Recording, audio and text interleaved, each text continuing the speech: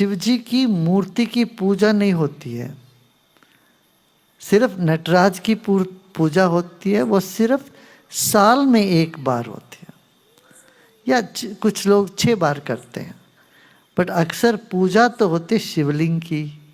क्यों? मूर्ति का कल्पना करोगे, अब शिव समझ के बड़ा मूर्ति को सोचोगे तो शिव का जो असली रूप से तुम वंचित रह जाओगे। अब शिव सोचने से बड़ा मूर्ति नजर आने लग जाए तो हम उनके अनुभूति से वंचित रह जाएंगे। अनुभूति क्या है? पूरा ब्रह्मांड शिव है, शिवमय है, सब कुछ शिव है।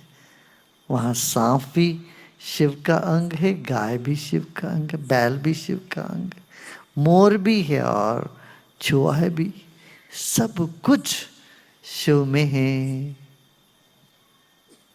ब्रह्मांड व्याप्त देह, तो यही है।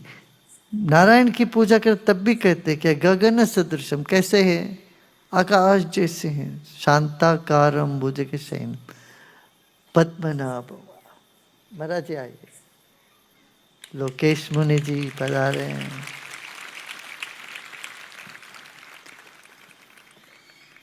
शांताकारम भुजग शयनम पद्मनाभम सुरेशम विश्वाधारम गगन सदृशम। विष्णु कैसे हैं? आकाश जैसे हैं। आकाश का कोई रूप है क्या? बताओ, आकाश का कोई रूप है? मूर्ति शुरुआत के लिए, मूर्ति से फिर शालिग्राम में आते हैं, शालिग्राम से और मंत्र में आ जाते हैं, मंत्र से अपना चित स्वरूप चैतन्य में आ जाते हैं। ये प्रक्रिया है। जैसे जैसे साधक अपने साधना में बढ़ता है, पहले तो मूर्ति, क्यों? मूर्ति से भाव जगता है। भगवान कृष्ण की मूर्ति देखो तो अच्छा भाव जगे, किसी की भी चित्र देखो तो उससे भाव जगता है। तो भाव से परे है, और भाव नाम, उसके बाद नाम, नाम से भाव जुड़ा हुआ है, रूप जुड़ा हुआ है, फिर वो नाम से भी परे चले जाते हैं। वो शांत अद्वैत चेतना, और वही शिव की रूप है। गुरुदेव, आप अक्सर कहते हैं कि जिन चीज़ों का हम विरोध करते हैं वे और अधिक बनी रहती है, लेकिन क्या मुझे उन नकारात्मक प्रस्तावों का विरोध नहीं करना चाहिए जो लोग जानबूझकर मुझे परेशान करने के लिए मेरे सामने रखते हैं? यदि मैं चुप रहता हूँ तो वे इसे मेरी स्वीकृति मान लेते हैं। कृपया मार्गदर्शन नहीं करें। नहीं, चुप नहीं रहना। कौन कहता चुप रहो? कोई तुम्हें गाली देता, तुम 4 गाली देना मगर वो तुम्हारी गाली जो निकलती है वो तुम्हारे दिल से ना निकले, ऊपर से निकले, और उसका प्रयोजन कुछ हो तो भी देना। उससे कोई प्रयोजन है तो करना। अब बच्चे, छोटे बच्चे रोते हैं, उनसे जोर से तुम चिल्लाने लगो तो वो चुप हो जाते हैं। देखा है? माताएं, पता है तुम, बच्चे कुछ शरारत कर चिल्लाते हैं तो तुम भी चिल्लाओ तो चुप हो जाते हैं। कोई क्रोध करता, उससे ज्यादा तुम क्रोध करके दिखा, चुप हो जाते। मगर ये करने वाले क्रोध जो होश से करोगे, जानबूझ के करोगे, एक उपाय के रूप में करोगे तो ठीक है। इसलिए 4 उपाय तो बताए ना, साम दान भेद दंड। मैंने अपने स्वभाव में ये नहीं आना अच्छा है, तब नुकसान तुम्हारा है। देखो, हर बार आप गुस्सा करते हो ना, उससे नुकसान आप ही को हो रहा है। हाँ? गुस्सा क्यों करते हो? किसी ने गलती करी, आज तुमने गुस्सा करी।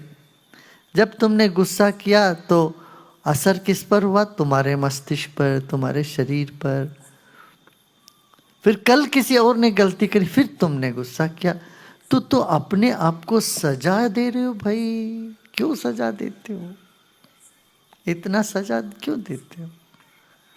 कोई तुम्हें गाली बोलो देता है, मान लो, तो मूर्खता है उसकी। भाई चप्पल काट देता ना कभी, कितने लोगों को काटा है चप्पल, नया चप्पल पहन तो चप्पल काट देता। तो चप्पल काटा है करके तुम चप्पल को काटोगे क्या? ये बुद्धिमत्ता है क्या? बिल्कुल नहीं। अरे ये चप्पल ने मुझे काट दे, देखो घाव बना दे, मैं इसको काटूं। अरे छोड़ो ना। इसका मतलब ये नहीं, मैं निष्क्रिय रहो ये नहीं बोलते कभी भी। प्रतिक्रिया न करो, हाँ क्रिया करो, सोच समझ के तुम अपना जो करना सो करो, ठीक है। गुरुदेव। अच्छा, वो क्या सोचते हैं ये मत तुम सोच के, वो सोचने दो, तुम बेवकूफ है, क्या फर्क पड़ जाए। तुम्हें अपना क्या करना जो करो, तुम अपना देखो ना उद्धार। अरे ये हमको कमजोर सोचेंगे, सोचने दो, क्या कमजोर, उनके सोचने से तुम कमजोर थोड़े ना हो जाते हो। और उनको दिखाना क्या है, दिखाओगी तो भी क्या समझेंगे क्या वो, उल्टा तुमको ही बोलेंगे, तो देखो ये कैसा कर रहे। कई बार लोग तुमको नोचते रहेंगे ताकि तुम कुछ गलत करो, ताकि फिर वो उस पर सवार हो जाएंगे। नहीं तो जो उन्होंने गलती करी उसका वो चुभता रहता है उनके भीतर, आत्मग्लानि होती रहती है। तुम यदि चुप रहते हो तो अब वो वेट कर रहे हैं, तुम भी कोई गलती करो तो उनके लिए आराम हो जाता है क्या, अब वो चैन से सोते हैं। अपना जो किया उसको जस्टिफाई कर लेंगे वो, अरे उसने तो किया था इसलिए मैंने किया, क्यों मेरा कहने में क्या, मैंने गाली दिया उसका क्या गलती, क्या है उसने नहीं दिया क्या, इस तरह से शुरू करेंगे, है ना। तुम्हें सच में उनको सजा देना हो तो तुम चुप रहोगे तो सजा अच्छा मिले, बड़ा जोर से मिलेगा उसको। गुरुदेव, पांडुरंग के गहरे सार के बारे में कृपया बताएं। भाई ये सब पांडुरंग, हम सब पांडुरंग ही है।